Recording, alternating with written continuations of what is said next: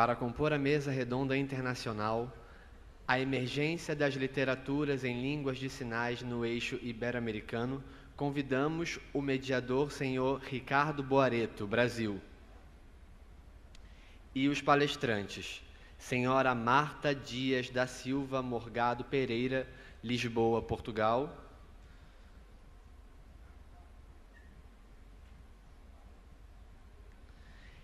e o senhor Cláudio Henrique Nunes Mourão, Brasil.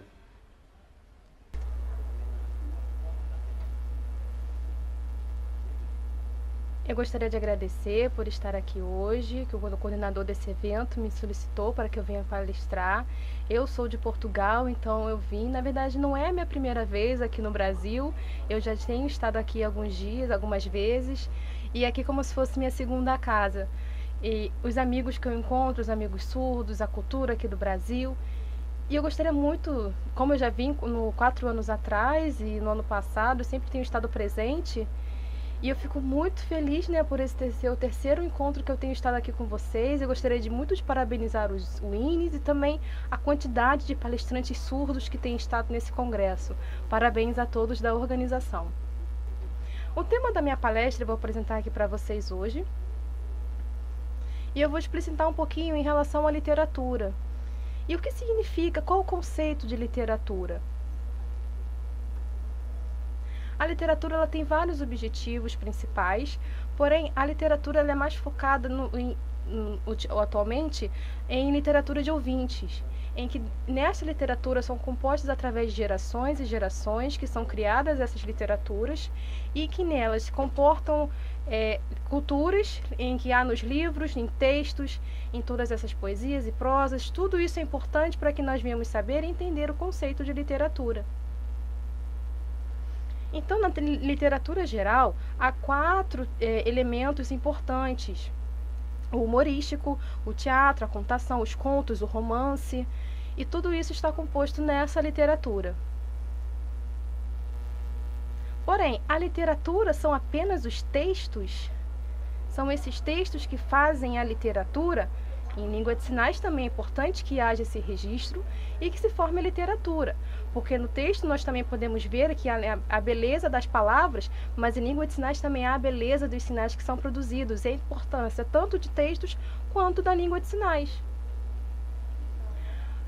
Quando nós falamos, eu queria explicar um pouquinho sobre uma palavra, dos gêneros, e isso são gêneros no português.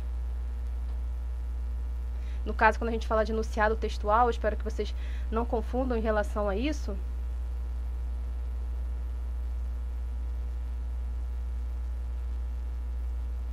E por conta disso eu vou explicar um pouquinho como são feitas a literatura em Portugal. Há vastas literaturas, milhões de literaturas que são produzidas, porém a qualidade dessas literaturas tem realmente trazido uma boa qualidade que reproduza o que é essa literatura.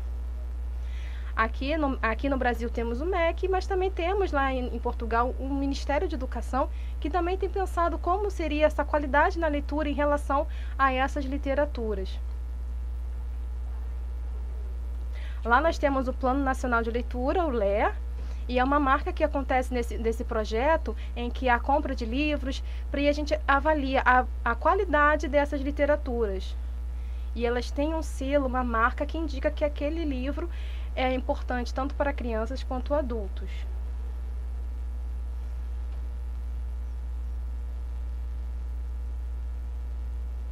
Como eu explicitei antes, a importância de haver esses livros na cultura dos ouvintes, mas e os surdos, por conta dessa leitura ser a L2? E onde está a L1? Onde é respeitada essa L1? Eu serei bem breve por conta do tempo curto que eu tenho, porém, como eu já tinha explicado algumas coisas antes, eu gostaria de passar para essa parte em que eu explico os livros em que foram falados na língua oral e agora os livros na língua de sinais. Eu viajei em congressos e coloquei em exposição todos esses livros e as crianças buscavam esses livros e tentavam comprar eles na internet também. Compravam na internet, no Amazon, E eles conseguiam comprar esses livros através dessa internet e liam em suas casas e tinham suas próprias bibliotecas. Mas muitos não tinham tanta qualidade quanto se era esperado. Poucos é que realmente exerciam o conceito de literatura. Não estou querendo menosprezar os trabalhos, são muito bons, alguns são mais focados no ouvintismo, na questão da gesticulação orofacial. Tem coisas positivas, mas e a criança? Como é que fica a criança? Ela se limita àquela cultura.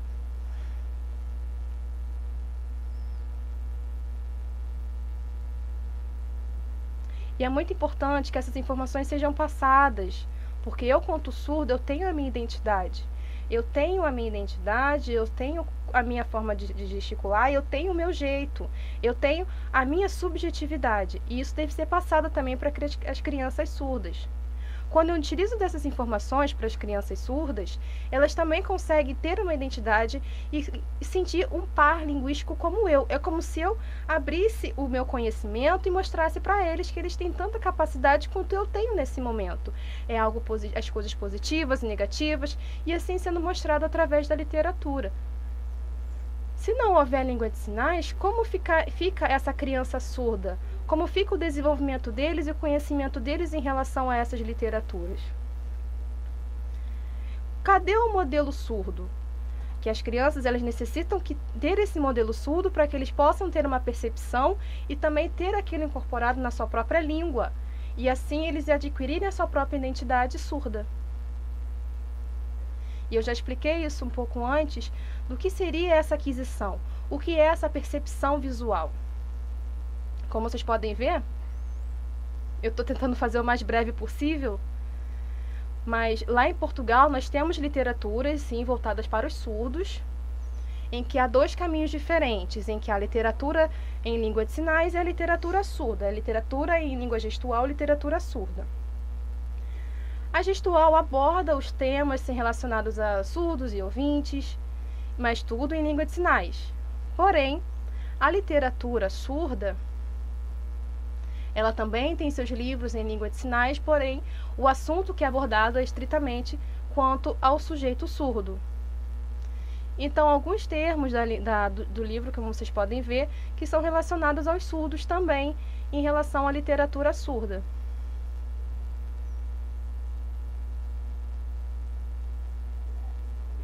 Eu tentei explicar de uma forma mais clara como seria essa literatura surda, em que há os livros, como vocês podem ver ali. Um exemplo que eu vou mostrar para vocês é um livro que não existe, não tem em língua de sinais, mas que pode ser utilizado para que a criança possa também aprender mais sobre o assunto e adquirir sobre aquele assunto. Não existe esse livro traduzido para a língua de sinais, mas passar para esse surdo outros livros que têm um DVD, acompanham de um DVD em que há vídeos que mostram esse livro traduzido para a língua. Então, há dois campos diferentes que podem ser utilizados ao mesmo tempo dentro da literatura. E assim, poder utilizar dois materiais em simultaneidade para informações dadas àquela criança. Então, a literatura surda, ela tem esse conceito de contação de histórias, contos, humorístico também, as piadas e tudo que são passadas para essas crianças. E tudo isso tem em formato de língua de sinais. E se pensarmos apenas no texto escrito, ele perde um pouco da essência e o valor da língua. Então, é importante que haja a valorização da língua, porque quanto a gente tem essa beleza no falar e também tem a valorização da escrita, é importante que haja também essa valorização e essa beleza na língua de sinais. Por isso, na literatura de Portugal, quando nós pensamos nessa literatura que também é uma literatura que pode acontecer no mundo inteiro, como existe aqui no Brasil, em que a primeira literatura, como ela é surgida? As literaturas são surgidas dentro da escola, em que nos acampamentos onde há os alunos, há 1823, há muito tempo atrás, uma escola, juntamente com esses alunos, fizeram de uma forma muito natural durante esse acampamento e numa conversa que tinha com esses alunos surdos, entre brincadeiras e contações de piada. Já era noite, muitos não conseguiam olhar uns nos olhos dos outros, porque não havia televisão naquela época. Então eles conversavam muito, eles dialogavam muito. E aí não tinha também a questão dos registros em vídeos, porque histórias eram contadas de tradição em tradição. Então, eram avós que contavam para os seus filhos, que contavam para os filhos destes, e iam de geração em geração. E tudo isso era passado para aquelas crianças. E ia passado de geração em geração, tudo, as famílias mesmo que iam ensinando essas literaturas. E isso veio de muito tempo atrás. Por conta disso, um professor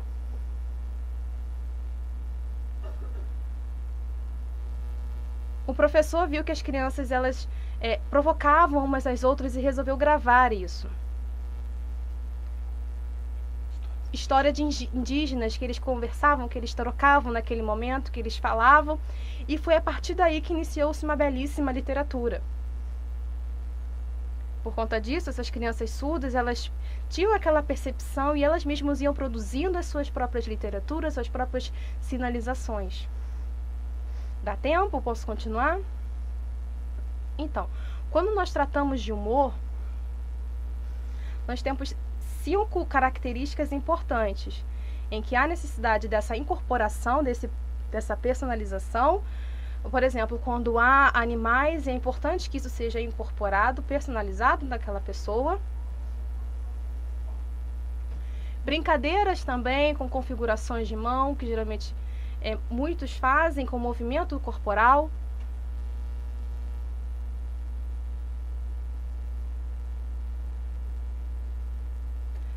Tabus, são temas tabu. Aqui no Brasil existe temas tabu. Quando nós falamos sobre aborto ou sexualidade, é uma cultura que é forte, nós precisamos entender, porque os ouvintes, eles têm essa informação, e os surdos precisam também ter essa informação passada para eles conseguirem saber. E por último, seria o conteúdo humorístico.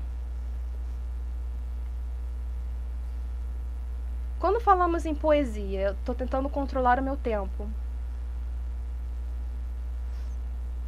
Quando falamos em poesia, hoje em dia nós temos Facebook, YouTube, várias outras mídias sociais que nós podemos perceber que há essa interação entre as pessoas para a criação desses materiais. Antigamente não existia nada disso. Existia grupos de surdos que iam para outros locais e percebiam como seria essa similaridade, como é essa essência de ser igual. Rachel Sutton Spence, ela está na UFSC atualmente, ela é uma pesquisadora da literatura importantíssima. E essa autora, que é surda, ela é da Inglaterra, uma surda que veio da Inglaterra, e veio aqui no Brasil e sofreu grande influência na criação dessas literaturas do Brasil. E tem percebido que a forma como é utilizada lá na Inglaterra e aqui é a mesma, porque a subjetividade do indivíduo é a mesma. E isso é muito importante que haja.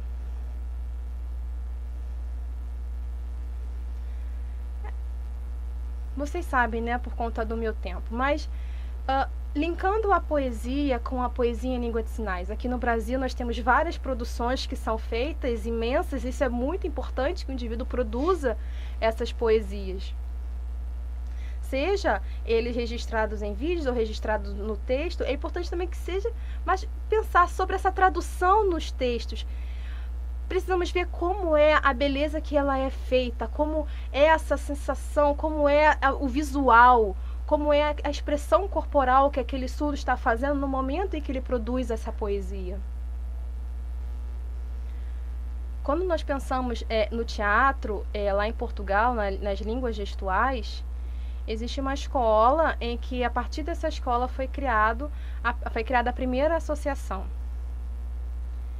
E por conta da criação dessa associação, os surdos procuraram esse local e foi quando começou os trabalhos em relação ao desporto, em relação ao teatro. E anos após anos, até hoje, os surdos amam estar ali para poder participar do teatro, participar das atividades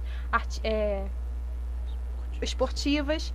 E eu, mais ou menos com uns 15 anos, eu jovem, eu comecei no teatro e eu via as pessoas também atuando, mas porém foi diminuindo, que as crianças surdas elas iam mudando de foco.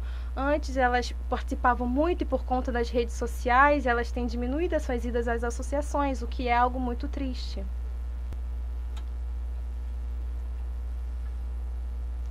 Essa foto é do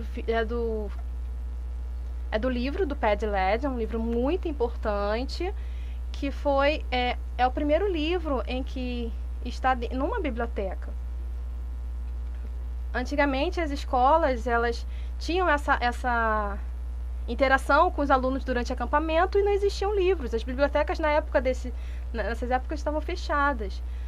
Só em 1840 é que na França, em Paris, foi criada a primeira escola em que os surdos tinham um refeitório, tinham um local para que eles possam se comunicar, que eles possam conversar, interagir entre si, pensar em relação à educação. E foi um momento muito importante, foi o primeiro momento em que ali surgiu essas produções. Mas apenas em 1840, há muito tempo atrás.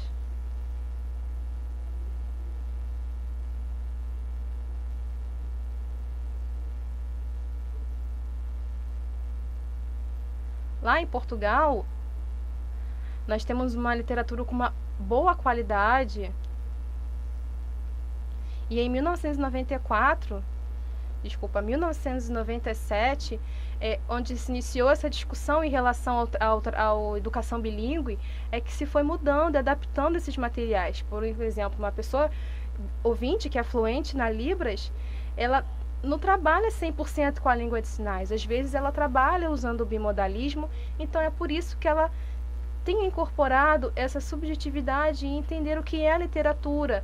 Se ficarmos pensando apenas numa literatura voltada para ouvintes e trabalhar com essa literatura para os surdos, não adiantaria aquelas escolas. E muitas escolas têm sido tradicionais e os surdos têm tido uma grande evasão por conta disso. Mas atualmente nós temos, através dessas mídias, dessas redes sociais, a disponibilidade dessas crianças a entrarem nesses locais. Não seria algo adequado?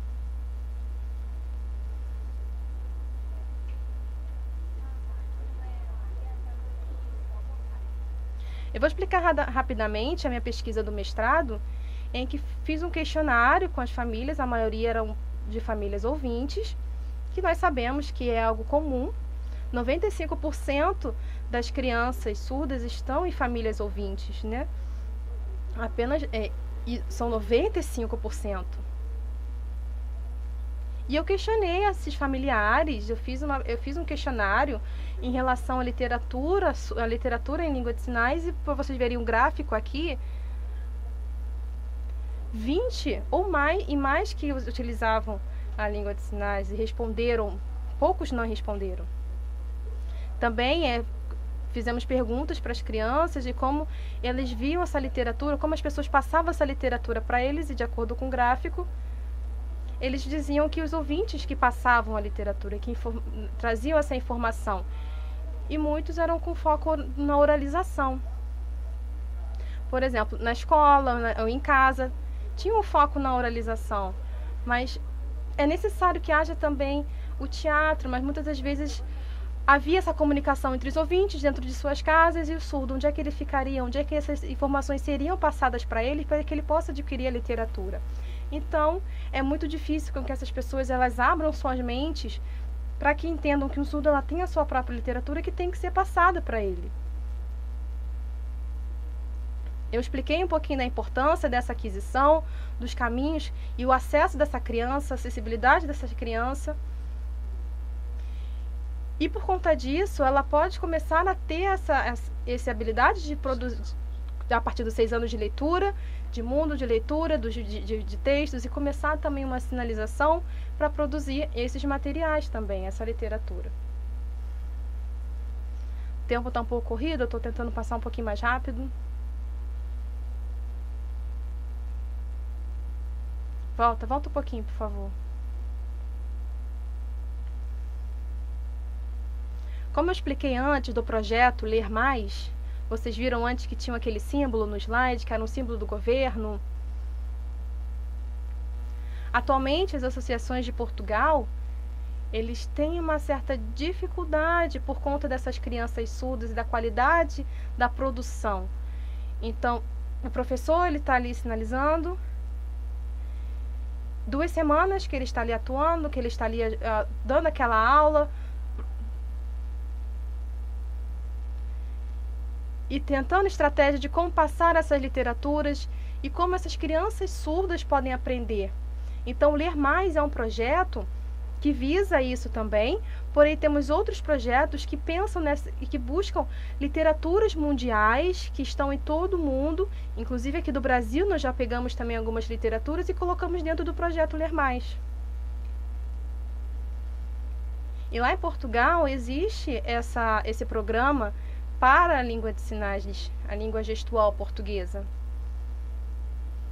E as crianças com uma idade diversa, como vocês podem ver aqui, depois que eles terminam, eles podem ter acesso às literaturas.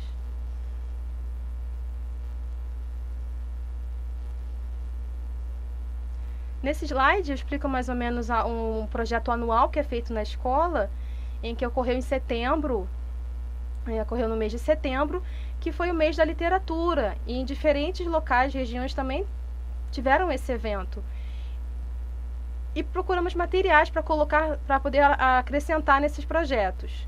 Antes, como eu tinha falado, o Ver Mais e o Ler Mais são projetos que vocês viram ali, quando uma criança ela tem de 4 a 5 anos, mais ou menos, ela tem temas de literaturas que são apropriados para a sua idade, contações de histórias, como eu vou mostrar para você aqui.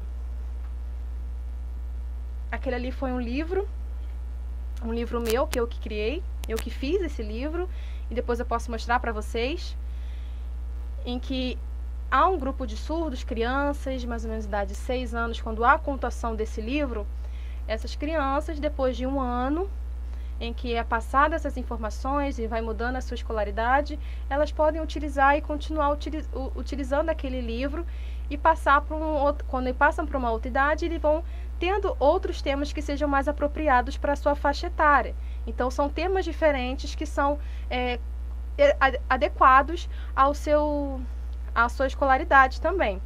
Então, sempre que pode, há uma biblioteca em que pode ser pego livros e levados a as associações para que eles possam utilizar dentro da sala de aula e fazer a devolução depois na biblioteca. Então, é algo que tem sido bem positivo nas salas de aula. Agora, me perdoe, eu preciso terminar por conta do tempo de fazer algo muito rápido, mas eu agradeço a atenção de todos. Oi, pessoal. Pessoal, tudo bem? Todo mundo tá aí meio parado, coçando o nariz. Vamos lá, pessoal. Tudo bem com vocês? Estou muito feliz de ver vocês aqui. Eu estou aqui realmente representando esse momento, nessa situação formal, né? Mas vamos deixar o formal de lado. O negócio aqui é informal na minha palestra. Muito obrigado ao COINES por ter me convidado. Eu estou muito feliz de estar aqui. Realmente eu tiro o chapéu para o INES e também para a professora Marta, e esse esforço dela nessa divulgação da literatura foi importante para mim, e eu também trouxe coisas importantes na minha tese sobre isso. Na verdade é minha tese de doutorado, né? Que é muito importante esse tema que nós vamos tratar, sobre a emergência das literaturas em língua de sinais no eixo latino-americano. Por favor, avance minha apresentação, ok? A literatura surda, ela não é um termo que nós podemos dizer que já está definido. Ela sofreu um processo, assim, não, como as línguas orais, a literatura já sofreu uma transformação e ela tem um conceito muito bem definido. A literatura dos surdos, ela também está sofrendo uma transformação de conceitos. Existem teorias que falam desses pilares. Vocês conhecem, por exemplo, um liquidificador? Vocês sabem, né? Um liquidificador. Então vamos colocar esses conceitos aqui dentro desse liquidificador e vamos ver o que dá. O que vem nesses conceitos? Bom, a cultura surda, é claro. A língua de sinais, coloca no liquidificador, liga tudo e bagunça isso aí, vamos ver o que vai acontecer. Quando você bota no copo e bebe isso, sabe o que sai? Você tira exatamente a literatura surda. O que significa que tudo está dentro desse processo do que podemos chamar desse conceito de literatura surda. A literatura, de fato, é como a gente respira, é como uma respiração, ela é natural. Sem a literatura surda, nós morremos. A minha tese de dissertação de mestrado e também na minha tese de doutorado, eu trouxe o conceito de sinalidade. Você sabe o que significa sinalidade? Nós temos a oralidade, não temos? E isso é um conceito já desenvolvido, porque os ouvintes têm, não é que envolve a cultura da escrita, mas sim a cultura oral. Isso está definido no campo dos ouvintes. Mas e os surdos? Será que os surdos usam também a oralidade? Não, gente. Eles usam a sinalidade. E aí vem esse termo, esse conceito que nós estamos trazendo, nesse processo que foi construído esse conceito. Um outro conceito interessante é de mãos literárias. Podemos usar esse sinal para definir esse conceito. Mãos literárias, que significa o esforço de produção de gêneros literários com as mãos. Assim como os ouvintes fazem a leitura, e aí isso traz para eles uma série de provocações, sentimentos, na medida que eles leem essas informações, o surdo, através da visão das mãos, ele constrói também gêneros literários embutidos nesse processo. Então nós podemos chamar isso de mãos literárias, onde são produzidas essa literatura. E o conceito de visual literária? Visual literária. Podemos usar esse sinal para definir esse conceito. Visual literária. É visual e literária, porque ele tem essas duas letras aí que formam. Da mesma forma que um surdo, ao observar um outro indivíduo, a produção de língua de sinais, ele está ali reagindo com humor, e ele está realmente achando engraçado aquela contação de história, aquilo que está acontecendo, ele está observando isso. Vocês conseguem me ver aí, pessoal? Desculpa, obrigado por ter chamado a minha atenção. Bom, então vamos lá. O surdo está observando, então, conversando com outro surdo, ele está produzindo informações, ele está reagindo, ele está achando engraçado, ele está emocionado com aquela informação. Isso é visual literária. Através das mãos literárias, a produção de literatura, de informações, então ele vai reagindo, ele vai observando tudo isso. Então esse foi o desenvolvimento que eu realizei na minha pesquisa. Vocês sabem de fato que a língua e a cultura, elas estão entrelaçadas. Sem língua não há cultura e vice-versa. O que vem primeiro? Bom, nenhum dos dois. Elas estão paralelas. Então esse é um processo que o indivíduo surdo que usa a língua, ele está estático? Não. Como é isso? Os surdos, ele também tem a sua própria língua, é a língua de sinais, que está implicado na cultura surda. A cultura surda e a língua de sinais caminham junto. Ok? Até aí, pessoal? Vocês estão estáticos aí ou estão observando a palestra? Ok, então vamos continuar.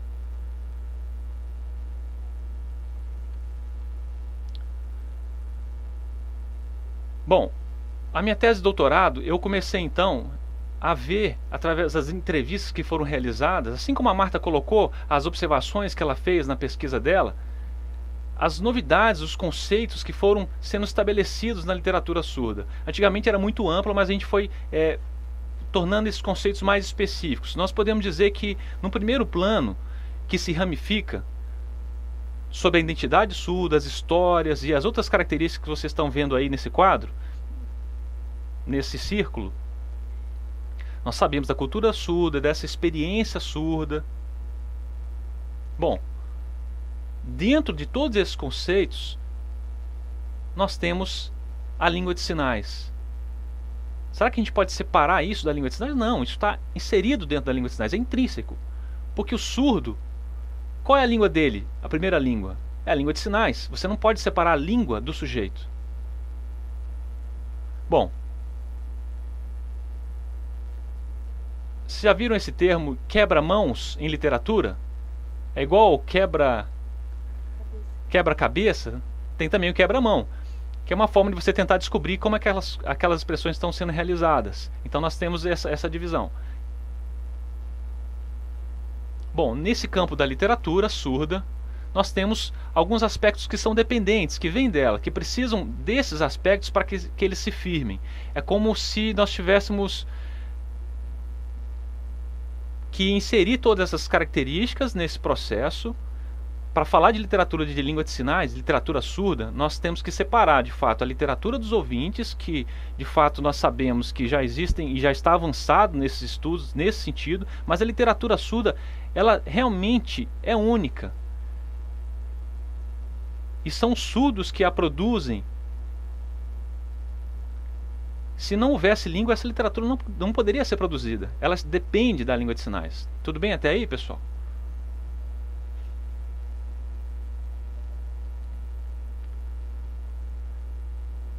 Através das pesquisas que eu realizei, realmente eu tive a certeza, né? Nós sabemos que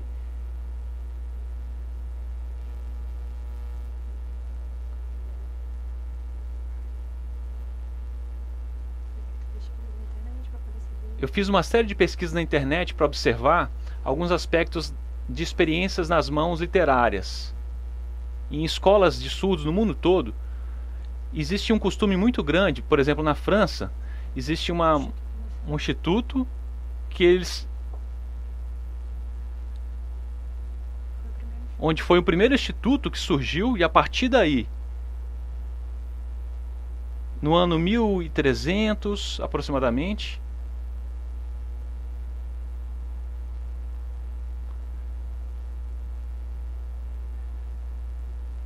se você pegar na linha do tempo essa história toda de 100 anos, existiram vários artistas surdos, mas eles estavam escondidos. Eles não tinham uma visibilidade durante esse período de 100 anos, como vocês podem ver nessa linha do tempo.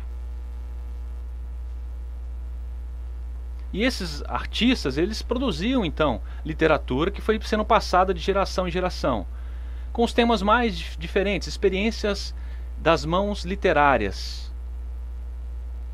E essas experiências que não tinham registro físico foram sendo passadas de geração em geração durante, como vocês percebem, nessa linha do tempo.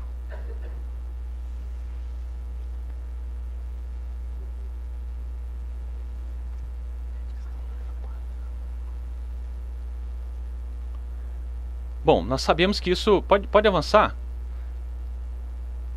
Olha, vamos voltar mais no tempo.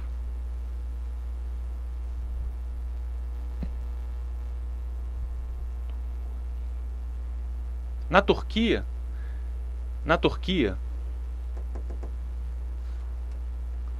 não havia... Existiam alguns registros durante esse período, no período otomano, do Império Otomano, onde os surdos trabalhavam para o governo, junto com pessoas ouvintes, funcionários do governo, e usavam gestos para se comunicar. Esses surdos também tinham autoridade de organizar e de fazer a gestão de algumas coisas na esfera governamental. Olha aqui essas observações. Opa, desculpa. Observem. Durante esse período isso aconteceu, Bom, deixa eu afastar um pouquinho aqui. Então eles tinham um trabalho dentro do governo, e isso se desenvolveu por muito tempo.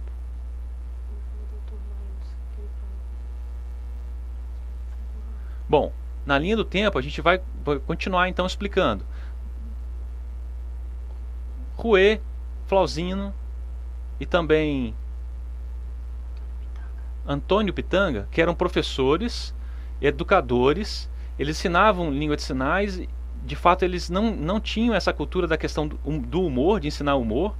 E esses professores, à medida que eles ensinavam, eles serviam como modelos. Eles poderiam inserir coisas humorísticas no seu ensino. O que vocês acham?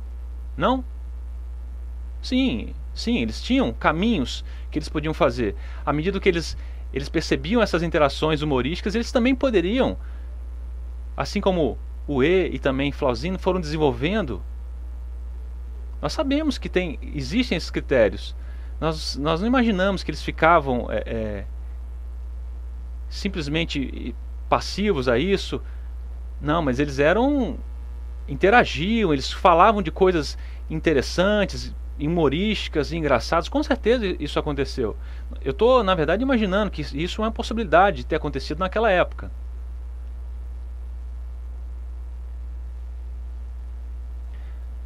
A partir desses registros que foram feitos, como vocês conseguem ver no quadro, em 1900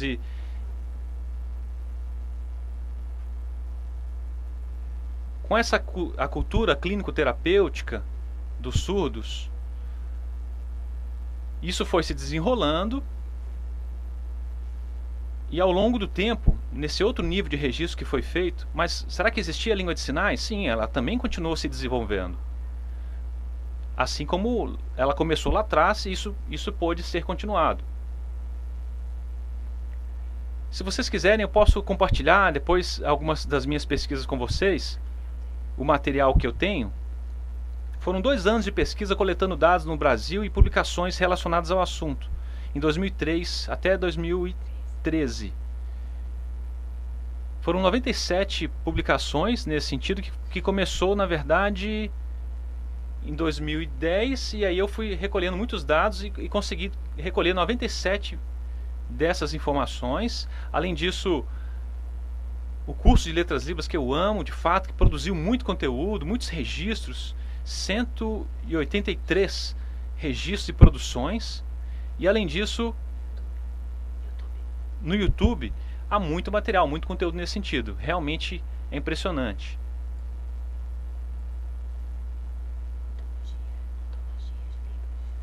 E a antologia de Libras, de fato, é um campo muito amplo de registros que estão sendo feitos a partir de agora. Isso aqui, tudo bem. Um exemplo que eu queria trazer de tudo isso, nas entrevistas que foram realizadas, por exemplo, com Rimar e a família dele, nós sabemos que não existia esse sinal de literatura surda. Eles simplesmente contavam as coisas com emoção, e isso era a literatura surda, mas não existia o termo.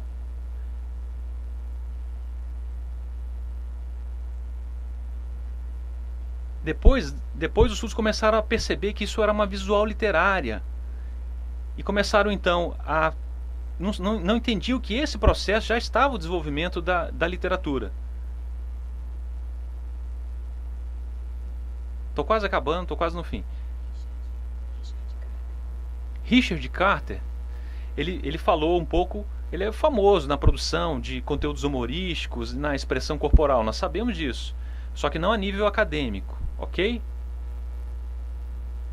E perguntou para ele o que é literatura surda. Ele falou: desculpa, eu não sei o que é. Olha, normal, tudo bem.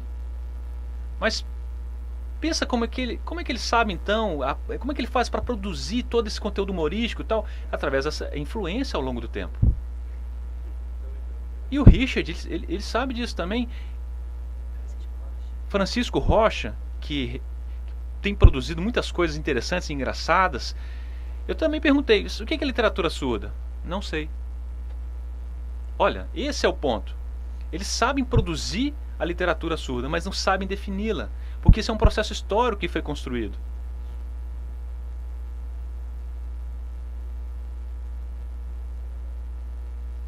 Pode avançar, por favor.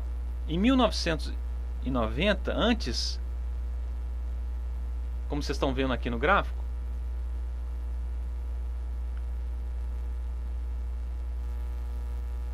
do lado de lá, aquele gráfico daquele outro lado, muitas coisas em sinais foram sendo produzidas. O gráfico em vermelho é o que mostra a proibição da língua de sinais. E veja como é que isso se contrapõe. De um lado a língua de sinais era permitida, e do outro era proibida. E a partir daí, olha a diferença do gráfico. Como é que ele começou avançando, os registros da literatura nesse sentido foram avançando. E agora o governo está mudando de fato nas questões legais, e isso está sendo corrigido. A minha conclusão do meu projeto, esse é o sinal do meu projeto, que é o projeto Arte de Sinalizar, onde você vai aprender como a se expressar, inclusive é em Porto Alegre, tá? Pode passar. E eu convido para sarais no dia, surdos de todo o Brasil que podem participar desse projeto. E eles se reúnem aonde? Não é num auditório, é num bar que é lotado por 300 surdos, na maioria bilíngues, e é aberto para que as pessoas possam participar. Cada um então tem 5 minutos para fazer uma apresentação. E de fato, conversando com essas pessoas, pode passar uma mosca na frente delas que elas não piscam os olhos, elas não desviam o olhar. 300 pessoas interagindo nesse ambiente, isso é filmado.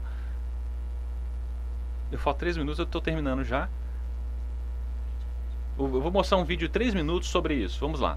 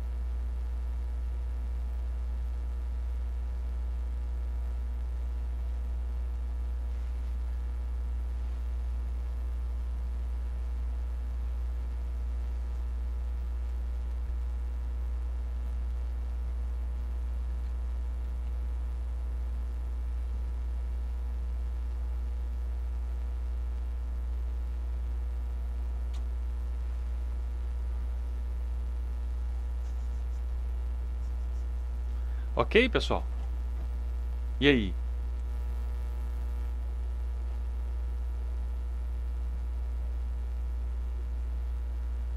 Então, esse é o projeto, ele é filmado, ele tem esse objetivo.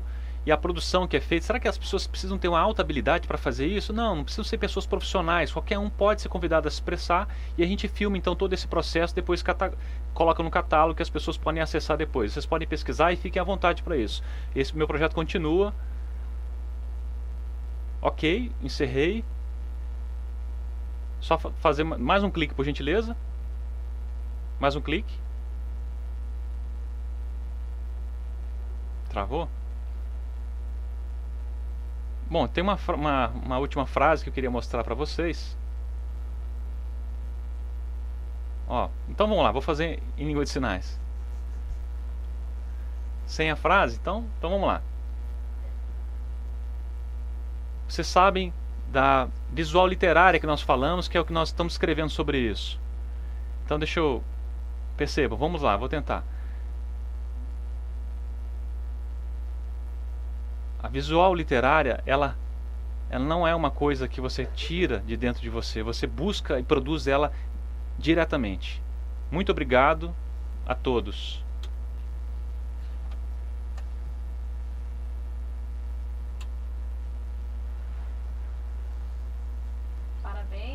Parabéns às palestras. O que vocês acham? Bom? Positivo? Querem mais? Querem beat? Foi muito bom, foram palestras muito gostosas e vocês podem ver em que há é como se fosse uma chave em que a nossa mão é a nossa porta e que a gente tem que abrir essa chave, abrir essa porta e sempre que a gente quiser voltar a saber mais esse conhecimento, a gente pode encontrá-los e sermos abertos como um livro de literatura para que venhamos produzir mais e espalhar cada vez mais essa literatura surda. Vocês estão comigo nessa?